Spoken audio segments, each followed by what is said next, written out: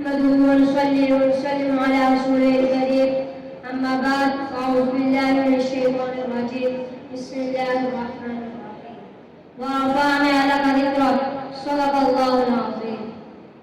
انتہائی معزز استاد کرام اور میرے ہم مکتب ساتھیوں السلام علیکم۔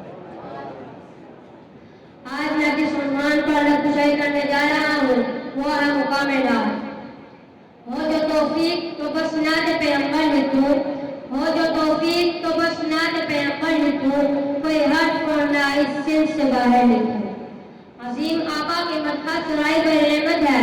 آپ کے شمائل کا تذکرہ عبادت ہے، آپ کے خصائل عقیدہ کا بیان سعادت ہی سعادت ہے، آپ کی صفات نبوت اور صاف رسالت اور شان ختم نبوت کا ذکر تقاضا ایمان و ایمان ہے، الفت بھی متقاضی ہے کہ پیارے حبیب صلی اللہ علیہ وسلم کے بارے میں خوشگمانی ظاہر کی جائے اور محبت بھی ترستی ہے کہ محبوب دو جہاں کی تعریف و توصیف کی جائے، شان نبوت بھی اسی پر خوش ہے تو مدحت میں خوبی پیدا کی جائے، عقل بھی طالب ہے کہ اپنے نوشد کا خوب سے خوب تر الفاظ و بیان سے تذکرہ کیا جائے۔ سب جنوں میں، انسانوں میں، ولیوں میں، رسولوں میں، نبیوں میں جو بلند درجہ ہے وہ پیارے محمد صلی اللہ علیہ وسلم کا ہے، جو شان بالا ہے وہ آقا کی ہے، جو مقام رفیع آپ کو ملا وہ کائنات میں نہ کسی کو ملا، نہ ملے گا اور نہ مل سکتا ہے اور نہ اس بات کا گمان و خیال کیا جا سکتا ہے۔ بقول شاعر بعد از خدا بزرگ تو ہی قصہ مختصر۔ اللہ کے محبوب صلی اللہ علیہ وسلم کی ذات و صفات، آپ کے عادات و اخلاق، شمائل و خصائل، افعال و اعمال، نبوت و رسالت کا تذکرہ نعت کہلاتا ہے اور نعت صدیوں سے کہی جا رہی ہے، لکھی جا رہی ہے، پڑھی جا رہی ہے، سنی جا رہی ہے۔ کہنے والوں نے زبان اس کو عمر سے دھو کر ڈال کہی، لکھنے والوں نے شہر جبریل کو قلم بنا کر ڈال لکھی، پڑھنے والوں نے لمحے داؤدی مستعان لے کر نعت پڑھی اور سننے والوں نے نوائے سوچ سمجھ کر نعت سنی۔ نعت دراصل مومن کا وظیفہ حیات، ادیب کا سرمایہ عرفان، دانشور کی آبرو فکر، اہل دل کا سامان شوق، شب زندہ دار کے آخری پہر کی بانگ بلالی، پروانے کا شوق، بلبل کا ساتھ، قلب کا گداز، آئینہ روح کتاب، آبشار محبت کا تحرر، ملزم عشق کی موج، منظر سعادت کا چراغ، کتاب عزیز کا عنوان، حیات عشق کی گرمی، سینہ کائنات کا راز، دیدہ نمنار کا موتی، خاک حجاز کی مہک، فضائل طیبہ کے نکھر، ازل کی صبح، ابد کی شام اور شاعر کے رجوع کا حاصل ہے۔ نعت سے گنجے روح دلتا، چشمہ جا ابلتا، گلشن ایمان مہکتا، بیدے شوق مڑتا، عشق فکر چمکتا، قلب کونوں مکان دھڑکتا، حسن نظر نکھرتا اور کجے شعر ابھرتا ہے۔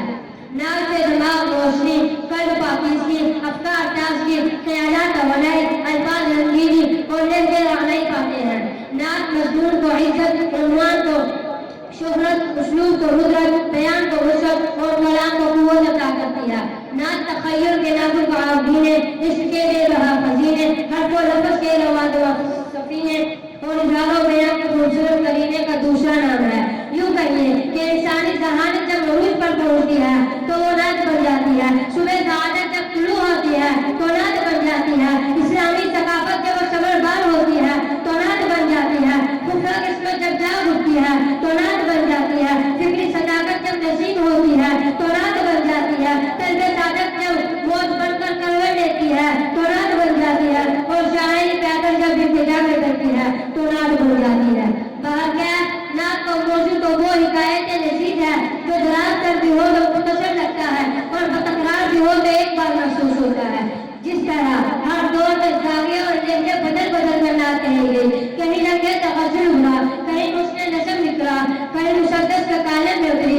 اور کہیں رباعی کے پیکر میں گئی۔ گلشن نعت کے ہر پھول برم دل انگیز ہے، آگے جدید بدولت نعت سے مالا مال ہے اور اب تو ہر زبان میں نعت کہی جا رہی ہے۔ عربی کے ایک شاعر نے حضور صلی اللہ علیہ وسلم کی شان میں 40,000 اشعار لکھے ہیں۔ دنیا میں کوئی ایسا انسان نہیں کہ جس کی منقبت میں کسی نے 40,000 اشعار کہے ہو اور 40,000 اشعار لکھنے کے بعد شاعر نے جو آخری شعر لکھا ہے وہ اس بات پر شاہد ہے کہ انسان میں تاب نہیں تو وہ اس مقدس ہستی کے کمالات و محاسن کا احاطہ کر سکے۔ وہ شعر ایسا بے مثال ہے کہ 40,000 اشعار پر بھاری ہے۔ اردو کے ایک شاعر حفیظ شاعر نے اس شعر کا ترجمہ کچھ یوں کیا ہے: تبھی ہے فکر نارسا اور مدح باقی ہے، قلب ہے بلا کا اور مدح باقی ہے،